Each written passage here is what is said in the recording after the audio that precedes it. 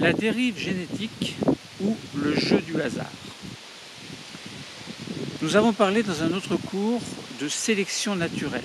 Nous avions pris l'exemple de la phalène du bouleau. On avait vu que si un papillon blanc se pose sur un fond blanc, il est moins perçu qu'un papillon noir qui se pose sur un fond blanc. Donc les prédateurs mangent en priorité les papillons qui ressortent du milieu. Et de ce fait-là, on va avoir ce que l'on appelle une sélection naturelle, génétique, entre guillemets. Et dans notre exemple, les papillons blancs vont davantage proliférer que les papillons qui ont une couleur sombre et vice-versa. Alors, là on parle de dérive génétique ou le jeu du hasard. Alors c'est un petit peu différent de ce que l'on appelle la sélection naturelle. La sélection naturelle, c'est les êtres vivants vont profiter d'une opportunité qui leur est offerte de pouvoir vivre dans un milieu précis. Donc ça peut être sous l'effet de la pression naturelle que certains individus, certains gènes, certains allèles vont être sélectionnés par rapport à d'autres. Là, on va plus parler, dans la dérive génétique, d'un jeu de hasard. Alors, nous allons mieux comprendre ce que signifie ce mot jeu de hasard, ou cet ensemble de mots jeu de hasard, en parlant de quatre choses importantes. On va essayer de voir ce que l'on appelle l'effet fondateur, à partir de l'exemple d'une population, enfin d'un groupe, d'une espèce de secte, en fait, communauté religieuse, on va dire, qui s'appelle les Utérites. On va voir que chez le tétras des prairies, dans l'Illinois aux États-Unis, il va y avoir une perte de la biodiversité génétique.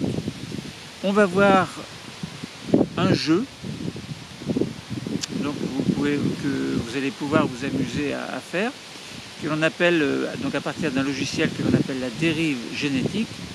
Donc on va essayer de comprendre, voir un petit peu ce qui se passe génétiquement concernant une modélisation pour comprendre le rôle du hasard. Puis nous allons terminer par voir l'impact de l'effectif de la population concernant cette dérive génétique. Alors l'évolution d'une population peut se produire sans l'intervention de sélection naturelle. Quelquefois, il n'y a pas besoin d'une certaine pression de sélection naturelle pour que des individus puissent apparaître ou conserver leur gène, voire amplifier leur fréquence. Alors on peut se poser la question, dérive génétique, c'est quoi? Ça veut dire quoi? Et quelles sont les situations qui permettent de montrer que cette dérive génétique a un rôle important dans cette biodiversité que l'on trouve à l'échelle de la planète, mais aussi à différentes échelles, entre l'échelle 0 où il n'y a rien et l'échelle planétaire. Il y a tout un jeu, toute une panoplie entre guillemets d'écosystèmes, dont le plus grand c'est l'écosystème Terre et le plus petit c'est, je vous laisse trouver la solution. Alors commençons par voir l'effet fondateur. On va prendre l'exemple à partir du système HLA, donc qui est un système qui va s'intéresser au rejet des greffes. On va prendre l'exemple de 3 allèles à partir d'un gène, puisque les allèles sont des versions différentes d'un même gène. Donc un gène, s'il n'a pas d'allèle, eh bien c'est le gène qui s'exprime tout seul. Si le gène a des allèles, eh bien le gène s'exprime, mais cette expression se fait sous la forme, grâce à ces allèles. Autrement dit, si par exemple on a 3 allèles pour un gène, eh bien l'allèle numéro 1 qui va s'exprimer, par exemple, eh bien c'est le gène qui s'exprime, mais c'est la forme allélique qui a correspondu à une mutation de ce gène au cours de l'évolution des espèces. Alors les Utérites, donc c'est une communauté religieuse qui provient de l'Europe centrale.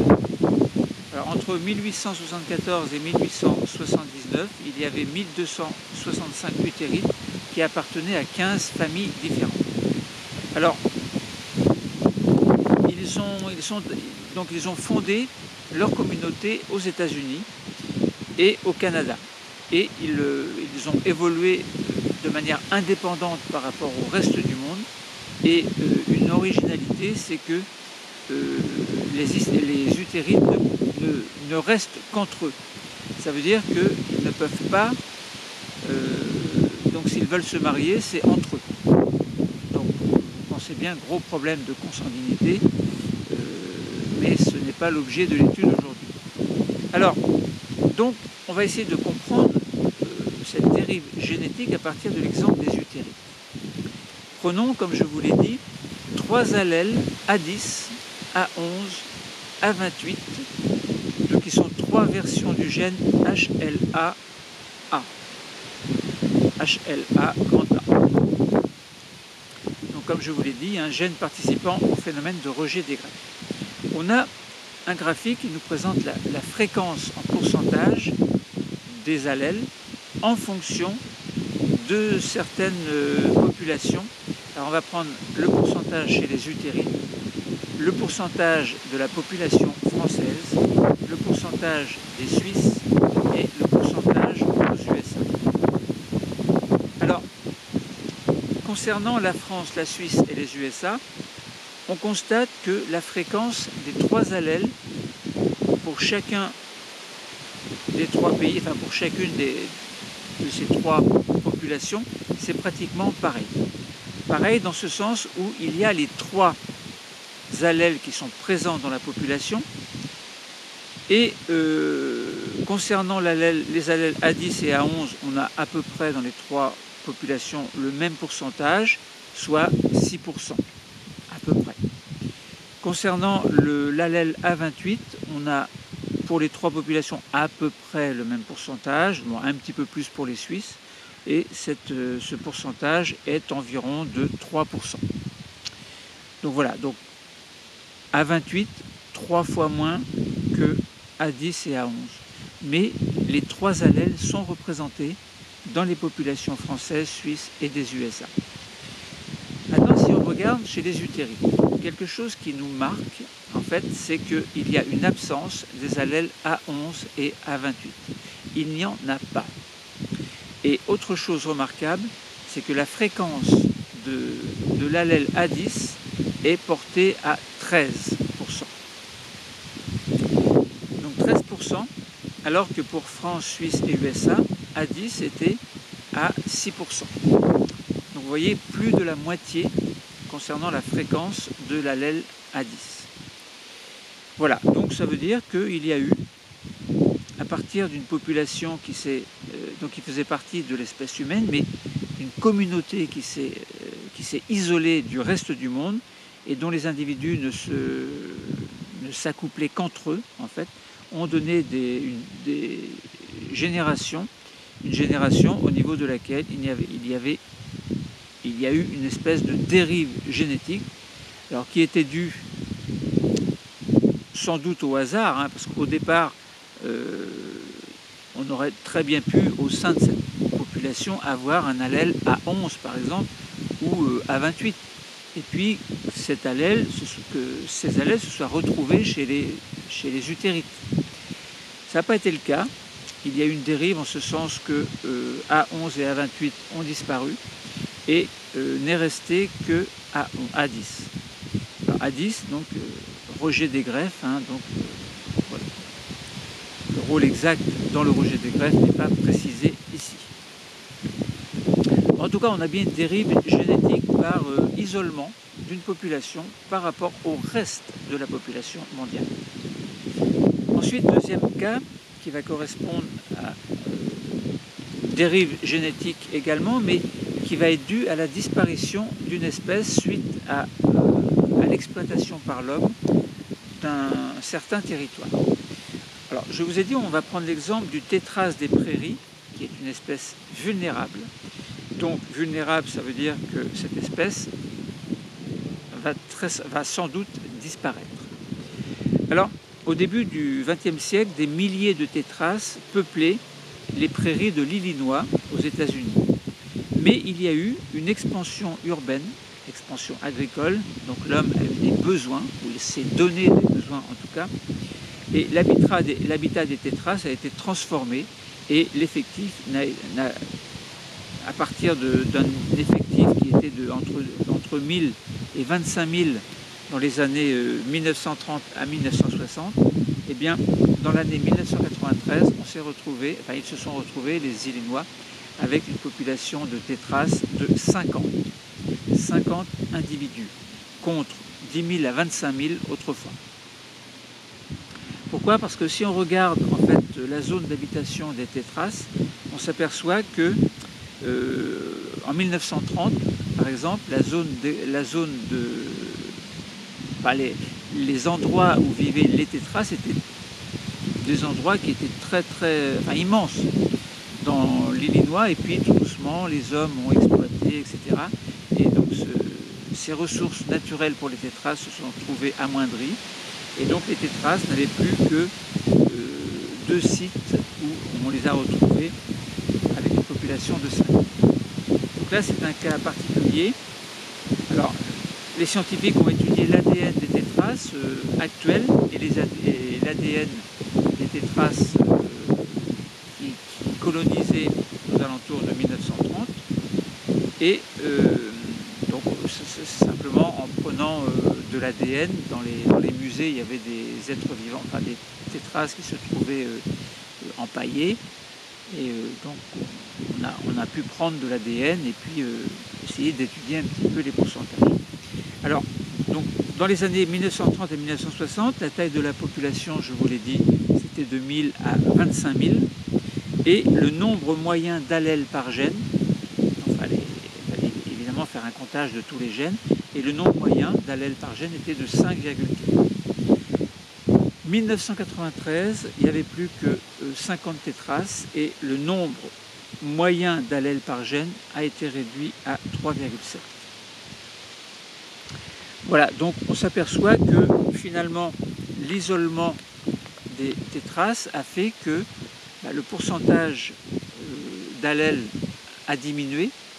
Alors très certainement, on imagine qu'entre 5,2 et 3,7, donc il y a eu une disparition de certains allèles. Ça veut dire qu'il y a bien eu une dérive génétique. Donc la dérive génétique, c'est un mécanisme évolutif qui n'est pas, qui est dû au hasard. Qui est dû au hasard, c'est pas une question de sélection naturelle, c'est différent. Cette dérive s'exerce à l'échelle d'une population, et de ce fait, la fréquence des allèles peut changer de façon aléatoire, et ceci d'autant plus que la population diminue en nombre. Donc, ça veut dire que ce jeu du hasard s'exprime beaucoup plus en fait lorsque la population est à faible effectif. Et voire quelquefois au sein d'une population, la dérive génétique peut provoquer la disparition complète d'un allèle. C'est très certainement ce qui s'est passé au niveau du tétras, au niveau de la population de tétras des prairies. Voilà, donc ce phénomène de dérive génétique est d'autant plus fort que les populations sont petites, on vient de le dire. Il s'exerce par exemple lorsqu'une partie de la population voit ses effectifs diminuer, ou lorsque un groupe d'individus va s'isoler du reste de la population mondiale. C'est très très net. On a vu l'exemple des utérites et l'exemple des tétras. Maintenant, on peut s'amuser à essayer de mieux comprendre le rôle du hasard à partir d'un jeu que je vous invite à faire. C'est amusant, il faut comprendre, et puis l'intérêt c'est de comprendre également les lois de la génétique, entre guillemets, bon, pas comprendre les lois, mais voir, les lois, là par exemple on parle de dérive génétique, alors c'est pas une loi, c'est un fait dû à la vie, l'existence, biodiversité, etc. Donc modélisation pour comprendre un jeu de hasard. Donc il existe un logiciel qui s'appelle Dérive génétique, que je vous invite à télécharger, il est gratuit. Alors, le devenir d'un allèle n'est prévisible que si l'on considère une population et un nombre de descendants importants. Ça veut dire que là, on peut, donc si ce nombre dans la population est pratiquement infini, on peut éventuellement prévoir l'avenir de tel ou tel allèle ou de tel ensemble d'allèles. Mais la réalité, elle est différente. En effet, et on l'a vu dans le cas des utérites et du tétras, que en réalité, les effectifs peuvent être limités. On peut avoir transmission ou non d'un caractère entre un génitaire et une descendance. On peut avoir une mort accidentelle du porteur d'une mutation. On peut avoir un isolement d'une partie de la population.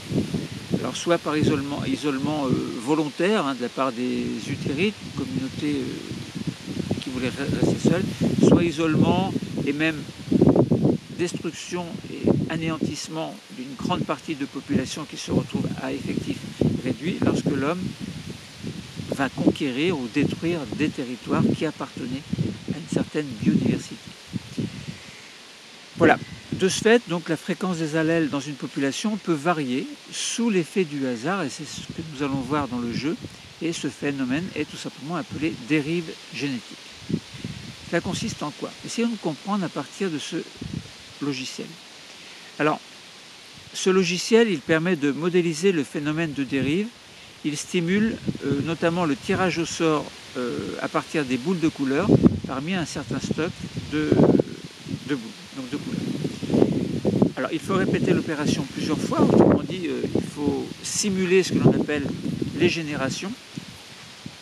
Donc, il faut partir d'une génération initiale et puis on génère, par exemple, une dizaine de générations et on essaie de voir ce qu'il advient des différentes boules qui correspondent à des couleurs, enfin, donc des boules de différentes couleurs. 3, par exemple, là on a pris l'exemple de 3 boules, je vais vous expliquer après, et qui peuvent symboliser, par exemple, nos 3 allèles. Tout à l'heure, on avait les allèles A10, A11, A28, on peut leur donner une couleur, et puis dire, à partir du jeu, eh bien c'est comme ça que ça s'est passé, c'est comme ça que l'on a pu expliquer qu'il y a eu une dérive génétique. Alors, il faut paramétrer d'abord le logiciel. Par exemple, on prend un nombre de boules, on dit ça peut être 100, 200, 1000, bon, là on va dire 100, on ne va pas en prendre trop. Et on va mettre un nombre de couleurs, 3 couleurs, et on va prendre du rouge, du vert foncé et du vert clair. Et puis on va lancer la simulation sur tant de générations, là par exemple on va dire 10 générations. Et on va comparer les résultats en faisant la même chose dans une deuxième expérience. Donc on lance,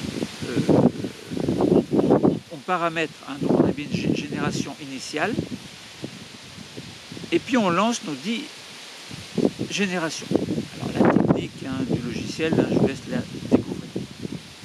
Et on obtient un premier résultat de modélisation suite à une dérive correspondant à des couleurs différentes qui vont apparaître, enfin une sélection de certaines couleurs en tout cas.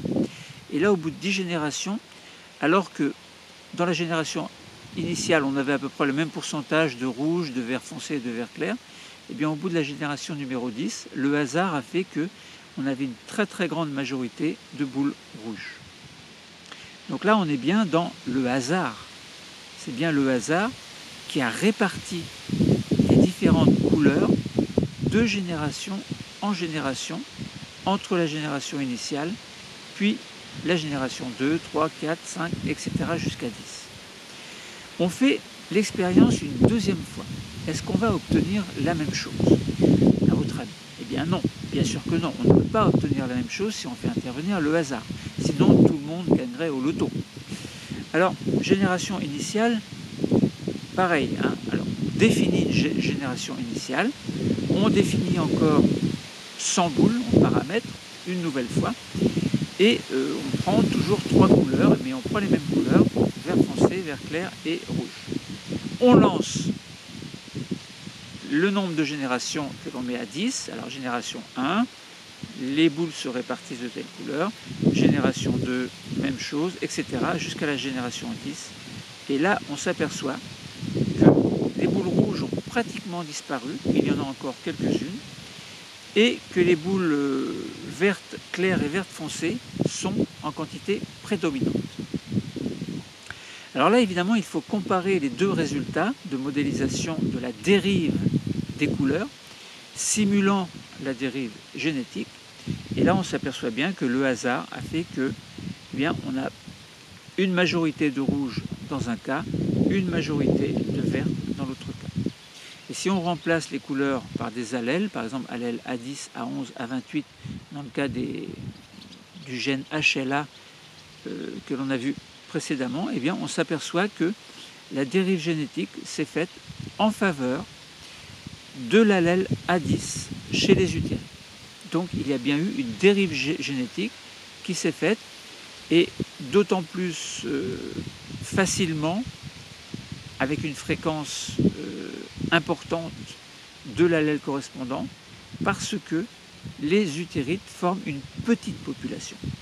Donc plus la population est petite, plus l'effectif est petit en fait, et plus la dérive génétique est importante. Bon. Ensuite, on peut s'amuser à voir l'impact de l'effectif de la population. Donc, dans les exemples étudiés où l'effectif de la population est faible, la dérive génétique est très marquée. Donc on observe très vite la disparition de certains allèles et le maintien ou même l'augmentation d'autres allèles, de la fréquence d'autres allèles. Donc une activité pratique à l'aide de la même modélisation que l'on a vu précédemment, on va chercher à mettre en évidence l'importance de l'effectif de la population dans le phénomène de la dérive génétique en essayant de comprendre l'évolution de la fréquence de chaque couleur avec 100 boules. Donc ce sera un graphe que je vais vous expliquer après, et avec 9 boules. Et là on verra que entre 100 boules et 9 boules, alors que dans l'exemple précédent, dans le jeu du hasard logiciel dérive génétique, on avait pris 3 boules dans les deux cas. Et là on va prendre non pas... Alors on avait pris 100 boules dans les deux cas. Là on va prendre, dans un cas on va prendre 100 boules et dans l'autre cas on va prendre 9 boules. Donc ça sous-entend que l'effectif de la population a diminué, puisqu'on est passé de 100 à 9. Donc ce n'est pas du tout la même chose. Et on va voir quel résultat on obtient. Alors on fait ainsi plusieurs modélisations en faisant varier le nombre de boules de départ, et chaque boule représente un individu. Un individu, donc ça veut dire qui va posséder tel ou tel allèle, symbolisé par telle ou telle couleur. Commençons par les 100 boules A. Donc on avait pris nos 3 couleurs, et puis comme dans l'expérience précédente, on a vu qu'il y avait une majorité de rouge dans une expérience, une majorité de vert clair et foncé dans l'autre expérience. Et bien là, on regarde, donc on a la fréquence des couleurs en fonction du nombre de générations, pareil. Alors commençons par, on a pris 3 couleurs, hein, rouge, vert clair et vert foncé. Le rouge, fréquence des couleurs, rouge était à peu près stable, on va dire fréquence des couleurs 10, 20, 30, 40, 40 à peu près, on va dire 40 individus, on va dire, et sur les 40 individus, eh bien, le nombre d'individus est resté à peu près stable sur une dizaine de générations. Enfin, la fréquence de la couleur rouge, en tout cas, est restée stable tout au long de l'expérience. Concernant le vert foncé, la population est restée stable jusqu'à 5 générations à peu près, et puis ensuite, il y a un insecte sur l'objectif, et puis ensuite, donc la population verte foncée a augmenté, enfin l'allèle, la fréquence de l'allèle a largement augmenté pour monter à une fréquence de donc au moins une fois supérieure à celle de la population rouge. Et concernant la couleur verte claire, elle a pratiquement disparu au bout de 10 générations. Voilà, donc maintenant essayons de regarder dans le cas de 9 boules. 9 boules, donc ça veut dire que l'effectif est beaucoup moins important au sein de la population. Alors commençons par le rouge. Eh bien, la couleur rouge a disparu au bout de 5 générations. Il n'y en a plus. Donc, la dérive génétique a été très marquée dans ce sens, qui est dérive génétique dans le sens où un gène a disparu, un allèle a disparu, donc, symbolisé par la couleur. Concernant le vert clair, eh bien, la population, après avoir diminué un petit peu au bout d'une génération, donc, donc la fréquence a très largement augmenté. On a obtenu pratiquement 100% de couleur verte claire. Ensuite, concernant la couleur verte foncée, La population s'est relativement stabilisée avec des hauts et des bas au cours des générations, puis a finalement disparu au bout de 10 générations. Donc là, on fait bien sûr le parallélisme avec les utérites qui ont vu leur allèle A10 augmenter de façon importante au bout d'un certain nombre de générations. On n'a pas précisé le nombre, mais en très peu de temps, très peu de générations. Donc le parallélisme est fait entre la couleur qui a été sélectionnée au bout de 10 générations lorsque l'effectif était beaucoup moins important, et puis donc la dérive génétique. En fait, c'est bien un jeu de hasard. On a bien montré en quoi consiste la dérive génétique, dans quelle situation elle joue un rôle important. Voilà, notamment lorsque la population se trouve amoindrie, lorsque la fréquence des individus d'une population se trouve amoindrie, et lorsque des espèces se trouvent éradiquées, on va dire ce mot-là, comme dans l'exemple du tétras, par l'action de l'homme sur la nature, qui fait en sorte que la biodiversité s'amenuise de plus en plus, et peut-être faire attention à la 6e extinction que l'homme est très certainement et largement en train de créer, de produire. L'homme, s'il continue ainsi à réduire le nombre d'espèces, à agir sur les modifications du climat, sur du court terme en tout cas, court terme à l'échelle humaine, à l'échelle de quelques décennies on va dire, eh bien l'homme conduit à sa perte, c'est-à-dire à la 6e extinction massive, disparition globale de l'ensemble des êtres vivants sur la planète. Après cette courte petite parenthèse suite à l'étude de la dérive génétique, le cours est terminé. Merci.